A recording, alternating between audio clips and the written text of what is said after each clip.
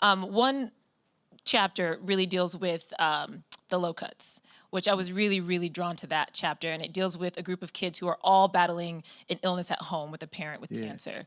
Why was that a theme that you wanted to explore? I think so. I still feel like a kid. I'm an old kid who has had both of my parents have had cancer, and I was young. I was 16 when it happened the first time, and I remember the feeling of wanting to take care of my folks. Right, there's a strange shift in responsibility when you have a sick parent, because suddenly it goes from your parent taking care of you to you wanting to take care of your parent, even if you don't have all the resources or the know-how to do so.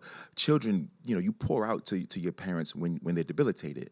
All of the selfishness in a child suddenly dissipates when they believe that their parents need them, and we don't give them enough credit when it comes to this. And so the low cuts are just these kids who are trying to do right by their sick parents and are trying to survive the idea and the fear of what will happen if these parents don't get better. But they're seen as knuckleheads because young people will break rules for good reasons.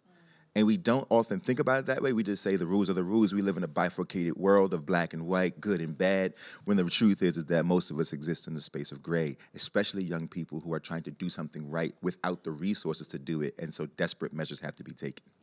And it just, I think, was another lesson in empathy. You never know what's going on in somebody's life. And I think, especially for kids, they have to be reminded of that often Yeah. because they're at a point where they're getting put in boxes and labels are becoming a thing. And so it's like to have that empathy for somebody else's journey is so important. It's an amazing thing. And the sooner you learn that, the better.